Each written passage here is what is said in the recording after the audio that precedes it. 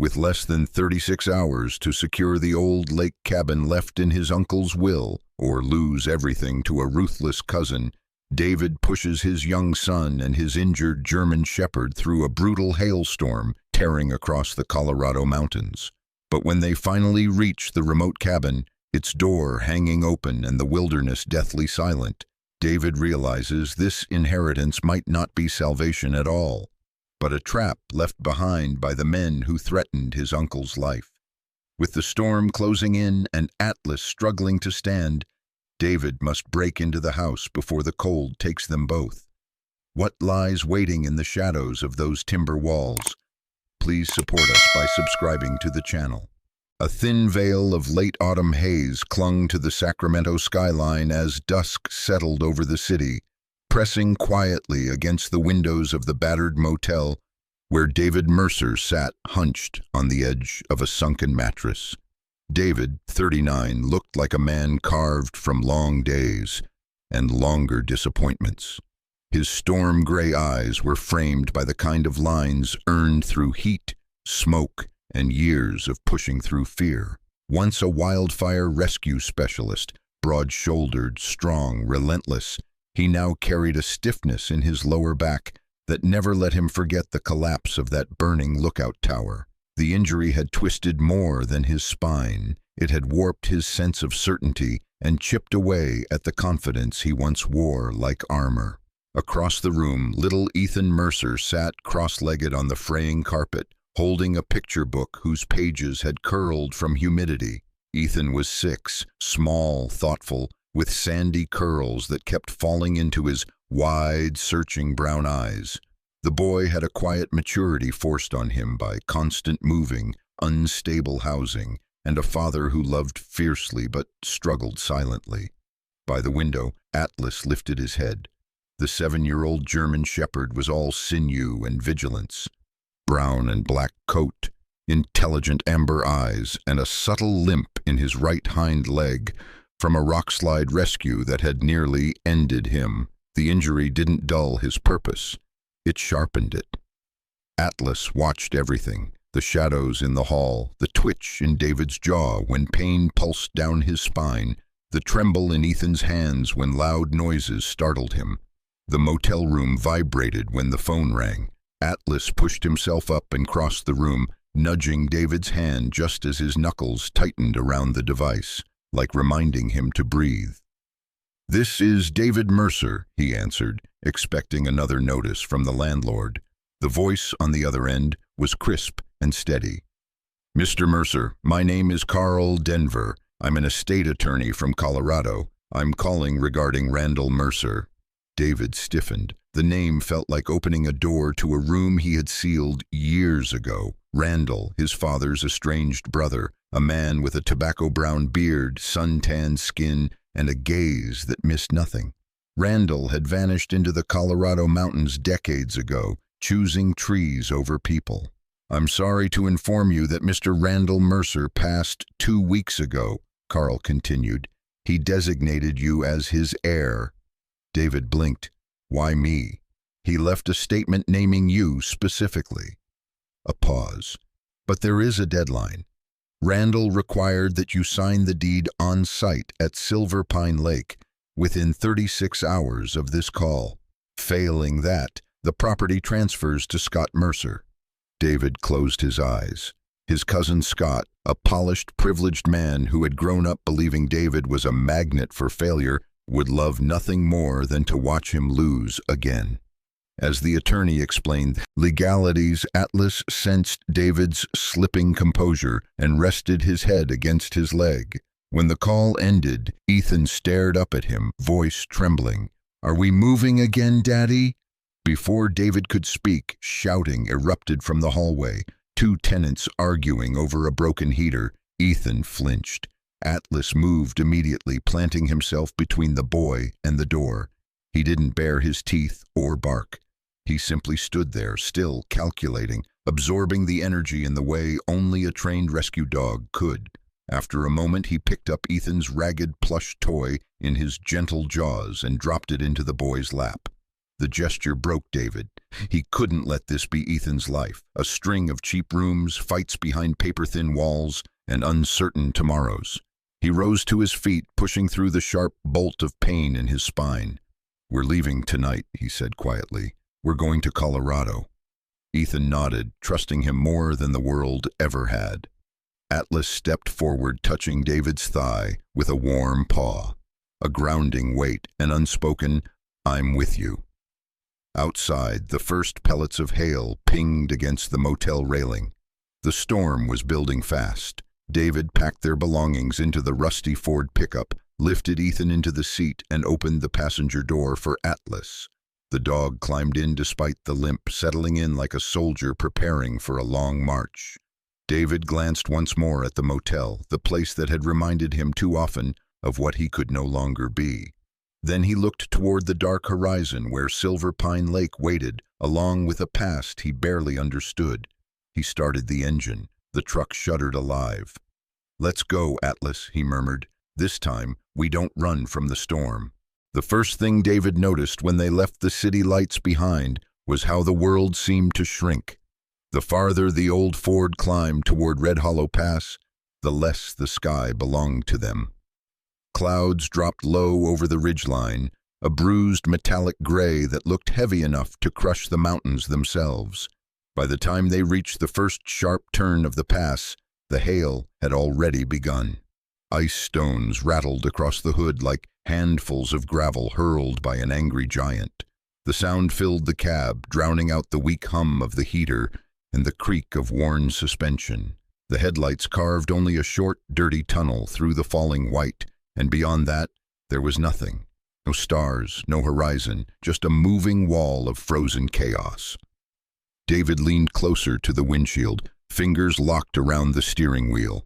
His storm-gray eyes, once trained to scan fire lines and collapsing timber, now hunted for the faintest hint of the road's edge. Every muscle in his back protested, the old injury burning hot beneath the cold, but he forced his shoulders to stay still. Panic here could kill faster than flames. In the back seat, Ethan huddled under his too thin coat, the seatbelt strap diagonal across his small chest. The boy's lips were parted as if he wanted to ask another question, but the words died every time another blast of hail rocked the truck. His wide brown eyes tracked the dancing shadows on the ceiling instead, trying to decide whether this was an adventure or a nightmare. When the truck jolted over a pothole hidden under ice, Ethan's hands flew out, searching for something solid. Atlas was already there. The 7-year-old German shepherd had chosen his position beside Ethan from the moment they left Sacramento, body angled so his flank touched the boy's legs. Up close, Atlas's fur smelled faintly of dust and old pine, a scent carried from a dozen past rescues in the hills of California. His amber eyes were not afraid, they were busy. He watched the windows, listened to the storm, and kept glancing back to David's shoulders, as if measuring how much tension the man could take before breaking. When Ethan shivered, Atlas shifted, resting his broad head gently on the boy's lap, spreading calm through weight and warmth instead of sound. "Daddy, are we close?" Ethan finally whispered, voice trembling just enough for David to hear. "Closer than we were an hour ago," David said, trying for a smile that didn't quite reach his eyes. "Just keep that seatbelt fastened. You and Atlas are my co-pilots." The road curved left around a blind bend, and that was when everything went wrong. A set of headlights appeared ahead of them, out of the swirling hail, far too fast and at the wrong angle. A dark SUV had hit a patch of ice and was spinning sideways across the lane, tires shrieking against the frozen asphalt. David's heart lurched. His foot slammed onto the brake out of reflex, but he felt it. Immediately, the dead, sliding sensation of rubber gliding over glass. The Ford didn't stop. It drifted, weightless and helpless, straight toward the spinning vehicle. Atlas reacted first. He exploded up from the back seat, front paws braced on the center console, a sharp, urgent bark tearing through the cab. It wasn't frightened, it was commanding. His body blocked part of David's view, forcing the man's attention away from the hypnotic spin of the SUV and toward the darker smear on the edge of the road. a fallen limb angling down from the slope above. Instinct honed from 100 emergency drives kicked in. David jerked the wheel just enough to angle the Ford toward the narrow space between the guardrail and the path of the SUV. The truck broke free of its slide with a violent shudder just as a huge branch crashed down behind them, splintering where their hood would have been. In the mirror, the SUV was already vanishing into the pale storm, its driver a faceless shape behind fogged glass. No time to stop, no safe shoulder to pull onto, and no way to be sure they wouldn't all go over the edge if he tried. The old wildfire commander in David made the call without asking his conscience. You save who you can. Tonight, that meant the boy in the back seat and the dog whose bark had just bought them a few more seconds of life. They drove on. The higher they climbed, the more the pass seemed determined to spit them back out. Hail thickened until it bounced in drifts along the shoulder. The wipers labored like tired arms, and every gust of wind nudged the truck toward the drop. Then, rounding another bend, they met the next obstacle. A section of the hillside had slumped onto the road, a dirty, jagged mound of mud, stone, and broken branches that covered both lanes. It was not towering yet, but it was enough to stop any vehicle that valued its axles. David eased the Ford to a halt well before the debris, chest heaving. The engine idled with a low, nervous rumble. For a moment he just sat there, listening to the hammering of hail on the roof, feeling the seconds bleeding away like water through cupped hands. 36 hours had already become 32. Every delay tightened the knot of dread in his stomach. He forced himself to move. "Stay here," he said, voice rough. "I'm just going to look." The wind punched him the moment he opened the door. Hailstones struck his exposed hands and neck like thrown pebbles, cold slicing through his jacket. He squinted against the onslaught, trudging a few steps forward to study the slide. The mud was fresh, still glistening wet, with rocks no larger than basketballs. For a second he thought maybe, just maybe, he could inch the truck over the shallow edge. Atlas did not agree. The shepherd leapt down from the cab with less grace than usual, the limp in his hind leg more pronounced on the slick pavement, but there was purpose in every step. He moved ahead of David, then suddenly stopped, ears pricking sharply. His eyes locked on the slope above them, not the slide itself. Tiny vibrations rolled through the ground, too faint for David to notice, but Atlas felt them in his paws, in the quiver of pebbles around them. His body became a tense line pointed uphill. Then he turned and slammed his shoulder into David's knee, pushing him sideways. When that wasn't enough, he barked, short and sharp, then bolted back toward the truck, glancing over his shoulder with a look that was nearly human. "Now, move." Everything inside David screamed at him to listen. He spun, yanked open the rear door, scooped a confused Ethan into his arms, and followed Atlas as the dog bounded toward a pair of thick pines growing close together just off the inside of the curve. The ground was uneven, but the roots formed a natural pocket. They had barely reached it when the mountain roared. A boulder broke free above them, followed by a cascade of smaller rocks. The largest stone, dark, jagged, the size of a small car, slammed down onto the pass with a deafening crunch, striking exactly where the Ford had been idling seconds before. Metal shrieked and crumpled. Glass exploded outward in a glittering spray. The shockwave rippled through the trees and hailstones bounced wildly around them. Ethan buried his face in David's shoulder, trembling. Atlas didn't flinch away from the sound. He pivoted to face the falling debris, circling once around Ethan and David, bumping the boys' legs with his body, until Ethan was pressed deep between the two trunks. Then the dog positioned himself on the outer edge of the little pocket, shoulders toward the danger, head low, teeth hidden but ready, if the world decided to send more than rocks. For several long seconds, all David could hear was his own heartbeat and Ethan's choked breaths. Then gradually the crashing subsided. The hail softened, becoming more like heavy, cold rain. The mountains settled into a tense, echoing silence. The Ford was half buried now, twisted into the new pile of rock and mud. No longer transportation, just wreckage. David exhaled, a sound halfway between a laugh and a sob.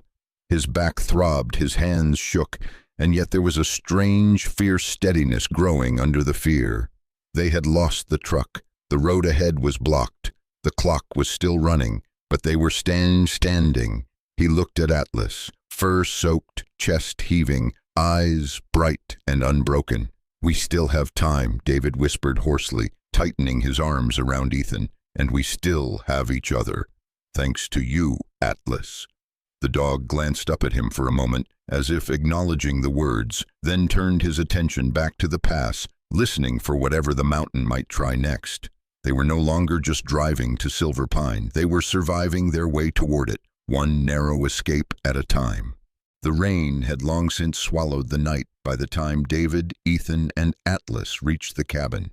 What should have been a peaceful sanctuary beside Silver Pine Lake instead emerged from the darkness like a wounded animal, silent, hunched, and strangely watchful beneath the swaying silhouettes of tall pines.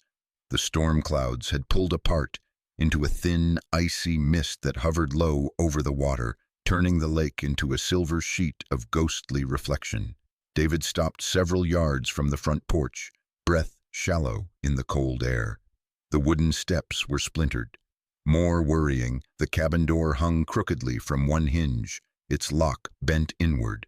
He felt Ethan stiffen beside him, and without a word, Atlas moved forward, positioning his solid frame between the boy and the open doorway. The German shepherd's fur bristled along his back, ears pricked forward with an intensity that made David's pulse quicken. They approached cautiously. David kept one hand on Ethan's shoulder and the other near the small survival knife tucked inside his coat. The interior of the cabin greeted them with the stale scent of overturned furniture, old dust, and damp wood. Randall's home, small, hand-built, worn from years of mountain winters, was now a disordered map of someone else's desperation. A lamp lay shattered on the floor. Books were tossed from shelves, their pages bent and torn. The wooden table near the kitchen had been dragged several inches, as if someone believed something valuable was hidden beneath it. Atlas sniffed the air, then padded deeper into the room, each step deliberate and silent. His usual calm now sharpened into something primal. He paused near a set of muddy footprints smeared across the floorboards. They weren't David's. They weren't old. Whoever had been here had left recently, perhaps only hours earlier. David swallowed hard. "Stay close, Ethan." The boy clung to his father's coat, eyes darting nervously from shadow to shadow. Ethan had always been quiet, but tonight he was nearly mute, taking in every sound. The creak of floorboards under Atlas's paws, the faint patter of rain hitting the porch roof, the whisper of cold wind slipping through the broken doorframe. The instability of the past year had made him perceptive, sensitive to danger in ways most 6-year-olds never needed to be. Atlas halted at a spot near the fireplace and let out a low, rumbling growl, not aggressive, but alert. David knelt, tapping the boards. The wood sounded hollow, different from the surrounding floor.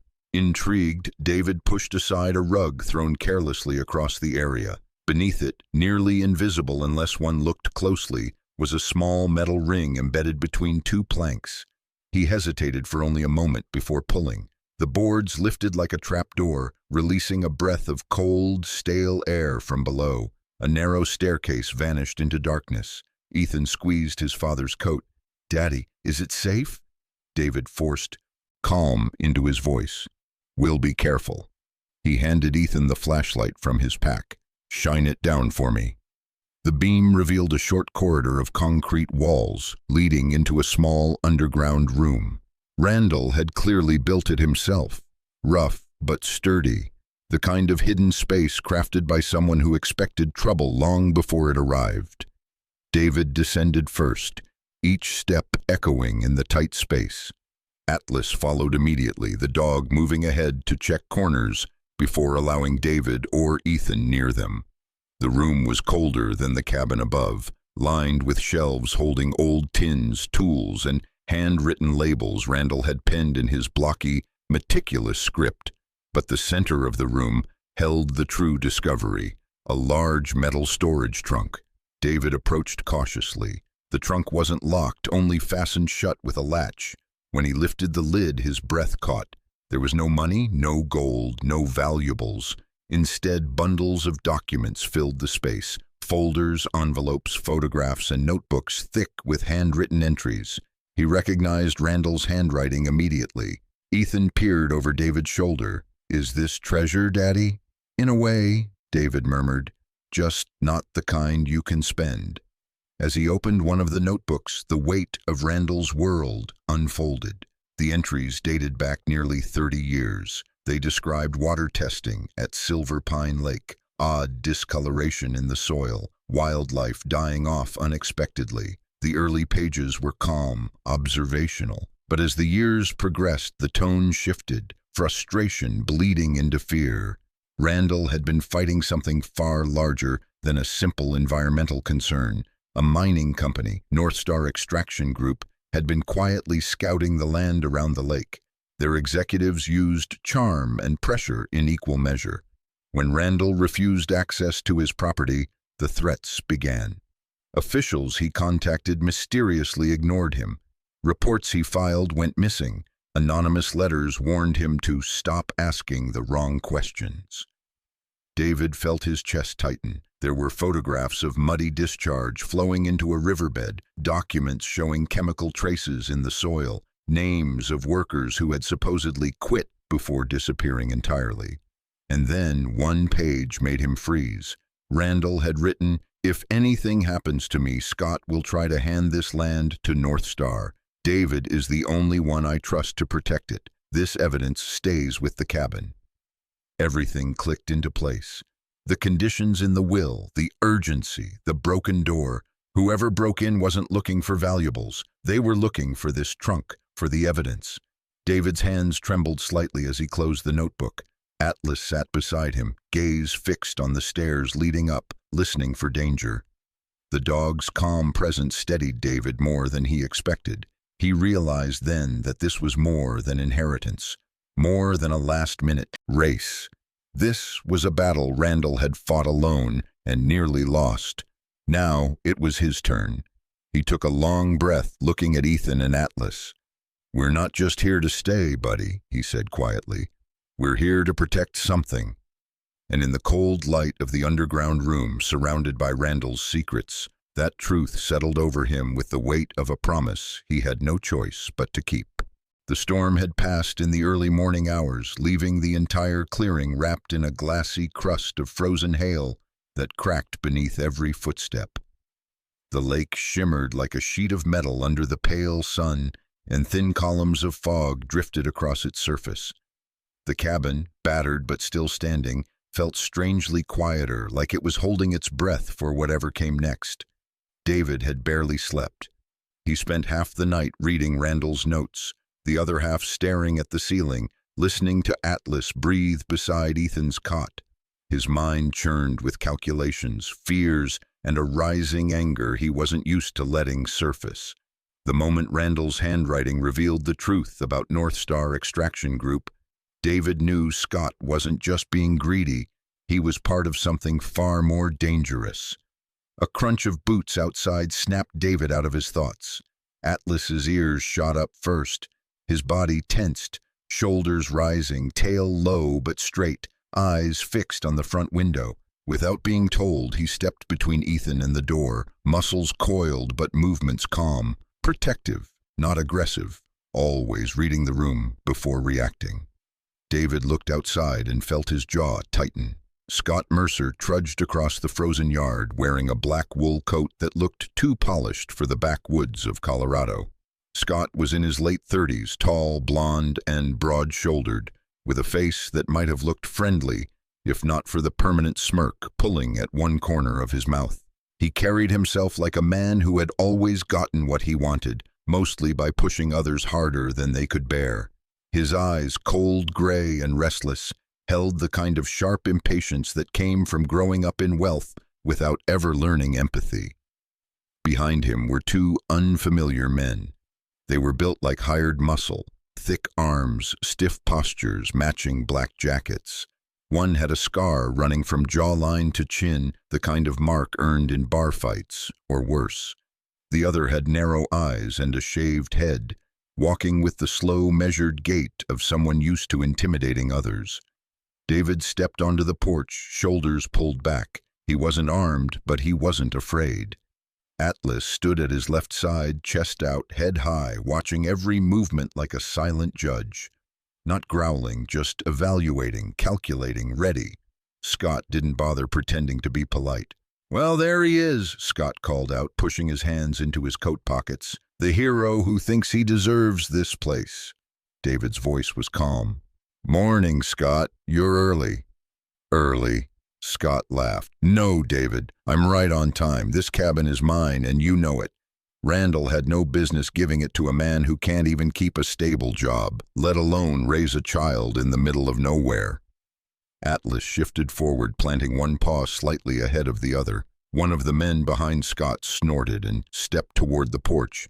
Atlas moved a single step forward, not lunging, not threatening, but with a deliberate, unnervingly precise posture. His gaze locked onto the man's chest, as if mapping his next movement before it happened. The man froze, startled by how deeply the dog seemed to read him, then took one involuntary step back. David hid a small smile. Atlas didn't need to show teeth. He only needed presence. Scott huffed. "Control your mutt." David crossed his arms. "He's under control. Are your men?" A flicker of irritation passed across Scott's face before he forced it into a smile that felt like sandpaper scraping bone. "What I mean, David," Scott continued, "is that you can either sign this place over willingly, or I can call a lawyer and make sure the state takes Ethan away. A man in your condition, unemployed, unstable, barely scraping by, I wouldn't bet on you winning custody." It hit David hard, the cruel precision of Scott's attack, aimed straight at the deepest wound in him. Losing Ethan was the one nightmare he could never fight through. Before David could answer, small footsteps pattered across the wood floor behind him. Ethan rushed out, clutching Atlas's old rope toy. His cheeks were flushed, hair messy, eyes wide. He ran straight to David, hugging his father's leg tightly. "Daddy, don't let them take our house." Atlas moved instantly, positioning himself to Ethan's right side, shoulder touching the boy's hip, forming a barrier that was both gentle and impenetrable. Scott scoffed. "Oh, please, this is pathetic." David's jaw flexed. "You want to talk about pathetic? Randall trusted me, and I've got proof." He held up the notebook, the one filled with Randall's handwriting, documenting every battle he'd fought to protect this land from North Star's illegal dumping and their attempts to buy, scare, or force him out. Scott's eyes twitched as he recognized it. "You broke into this cabin looking for this, didn't you?" David asked quietly. "But you didn't find it." Scott's expression hardened. "You have no idea what you're getting into." Just then, David's phone rang. The screen showed a name that made Scott pale. Attorney Wallace Green, a veteran lawyer with a reputation for dismantling corporate corruption. Wallace was older, in his late 60s, with steel-gray hair and a face carved by years of courtroom battles. He had once represented environmental activists in a landmark case.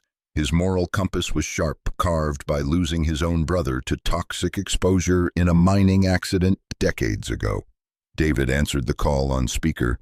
"Mr. Mercer," the lawyer said, voice firm, steady, "I've reviewed the documents Randall left you. North Star Extraction is already under federal investigation. What you have could bury them completely, and Randall legally entrusted everything to you. Scott Mercer has no claim to the property." Scott's face drained of color. "And one more thing," the lawyer added. "The sheriff has been notified. Any attempt to intimidate you or trespass further will result in immediate arrest." As if summoned, a patrol truck rolled into view on the gravel path. Deputy Laura Kane stepped out, a lean woman in her early 40s, short dark hair, tan skin, and sharp green eyes that missed nothing. She had a reputation for fairness and a zero-tolerance approach to bullying. Her father's death in a mine collapse had shaped her entire worldview. Protect the innocent, expose the powerful. "What's going on here?" she asked, voice cool but commanding. Ethan spoke first, pointing at Scott. "He's trying to take our home." Laura's gaze shifted to Scott, then to Atlas standing guard. Something settled in her expression, a decision. "Scott Mercer," she said, "leave the property, now." Scott sputtered. This isn't over." "No," Laura said, "it is for today." Scott glared at David, then turned and stalked away with his men, crunching across the frozen yard like angry shadows fleeing the light. Atlas didn't move until the truck disappeared down the road. Then finally he relaxed, leaning gently into Ethan's side as if to say, "We're safe. For now." David exhaled, long and shaky, realizing they had survived their first real confrontation. But the war Randall began was far from over. The first real sunlight in weeks spilled over Silver Pine Lake like warm gold brushed across a canvas. The hail scars on the roof were gone, the broken door replaced, and the old cabin, once dark and wounded, now stood proudly with fresh timber and a faint scent of pine resin drifting from its new beams. Birds returned to the nearby branches, chirping as if reclaiming the land from the silence that had hung over it for too long. David stood on the porch that morning, still surprised at how different everything felt. Weeks ago, he arrived half-frozen, desperate and uncertain. Now the cabin radiated stability. It felt like a place that breathed again. Inside, the living room had transformed. The old, sagging sofa Randall once used was reupholstered by a local handyman named George Halbrook, a stout man in his 50s with sand-colored hair and hands roughened by decades of woodworking. George was gentle in manner, slow to speak, but always smiling with eyes that crinkled kindly at the corners.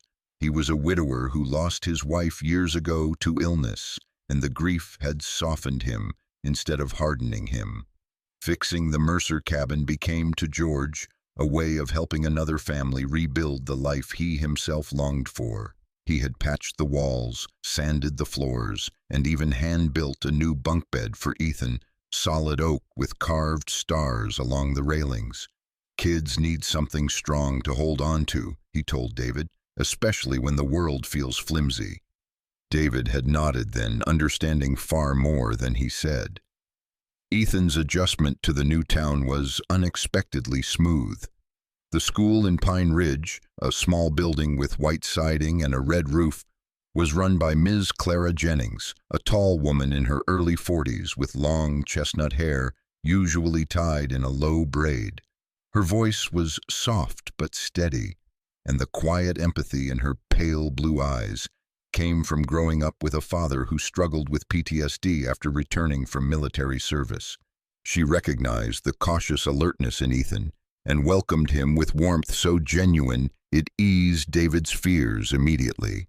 Ethan began to smile again, really smile, the kind that made his eyes squint and dimples bloom. He brought home drawings of mountains, lakes, and stick-figure families holding hands. Most pictures included Atlas beside him, larger than life. Atlas had become something of a local legend. The townsfolk first heard of him when Deputy Laura Kane spread word about how the dog stood guard during Scott Mercer's harassment. Then kids saw Atlas limping alongside Ethan near the bus stop, tail raised proudly, ears perked like a knight escorting royalty. Even though his back legs still stiffened on cold mornings, his spirit was unbreakable. His loyalty radiated from him like heat from a steady flame. Every dawn, Atlas stationed himself on the front porch, a silent sentinel watching over the lake, sometimes lifting his nose to catch scents carried by the breeze. Fishermen passing by often waved at him, and Atlas would stretch lazily, acknowledging them with a slow blink or a quiet chuff, before resting his chin on his paws. But every afternoon, without fail, he transformed. The moment Ethan's school bus rumbled down the dirt road, Atlas rose, slow at first, then bursting into joyful motion, running in his signature lopsided gait. His nails clicked on the wood steps as he bounded toward Ethan, leaning his weight against the boy's legs, like greeting his favorite person in the world. David would watch from the porch, unable to keep the smile off his face. The cabin had finally become more than a refuge. It had become home. A few weeks after settling in, David took the next step in fulfilling Randall's final wishes. He stood before the newly cleared stretch of land behind the cabin, holding a folder of documents stamped with federal approval. The Silver Pine Conservation Trust was official. It wasn't a large organization yet, but it was recognized, protected, and had a mission: preserve the lake, the land, and the wildlife from corporate exploitation. North Star Extraction Group, now under federal investigation, had halted all local operations. Reporters occasionally came to town asking questions, and though David preferred to keep attention away from Ethan, he knew Randall's evidence was the cornerstone of the case. Justice was moving, slowly but undeniably. David often found himself thinking about Randall when he walked the lakeshore in the evenings. The old man had lived alone, fought alone, and died before seeing his efforts bear fruit. Yet through his stubbornness, his quiet sacrifices, and his unshakable belief that one person could make a difference, he had handed David and Ethan a better future. One warm afternoon, as sunlight shimmered on the lake's surface like 1,000 tiny diamonds, David stood on the porch watching Ethan fold small paper boats. He placed them gently in the water while Atlas lay nearby, tail thumping in slow, content beats. The boy laughed when the boats drifted and tipped, and Atlas responded with a quiet bark, encouraging, playful, protective all at once. David's chest tightened, not with fear or exhaustion this time, but with peace so deep it felt like the mountains themselves breathed it out. He stepped toward Atlas, resting a hand on the dog's broad head. Atlas pressed into the touch, eyes half-lidded with trust. "Thank you, buddy," David murmured, "for getting us this far and for keeping us together." Above them, the Colorado sky stretched clear and endless. No storm clouds, no danger, just soft wind across the lake and the sound of a child laughing at drifting paper sails. The cabin by Silver Pine Lake wasn't just an inheritance. It was the place where a weary firefighter, his quiet son, and a scarred but loyal German shepherd finally found the rest they had been chasing for far too long. In the darkest seasons of life, when storms rise without warning and the world feels colder than we can bear, God's miracles don't always come as flashes of light or thunder from the heavens. Sometimes they come quietly, in the shape of a loyal dog who refuses to leave your side, in the small hands of a child who still believes in tomorrow, in an old cabin waiting to be restored, just like the hearts inside it. David, Ethan, and Atlas found more than a home by Silver Pine Lake. They found the truth God whispers to every wounded soul. Family is not the place that looks perfect. It's the place where someone stands with you when you're at your weakest. And often, the miracle we pray for doesn't fall from the sky. It grows from courage you didn't know you had, from loyalty that refuses to break, from ordinary people choosing to do what is right in extraordinary ways. In our everyday lives, each of us will face storms, unexpected losses, broken moments, long nights when hope feels far away. But if we keep faith, if we hold on to the goodness in our hearts and trust the path God sets before us, even one small step can lead us back into the light. If you're watching this, take a moment to pray for those going through their own battles, that God may protect them, guide them, and bring peace into their homes, just as He did for the family at Silver Pine Lake. And if this story touched you, please share the video, leave a comment, and subscribe to the channel so that this message of hope can reach someone who needs it today. May God bless you, protect you, and fill your life with grace.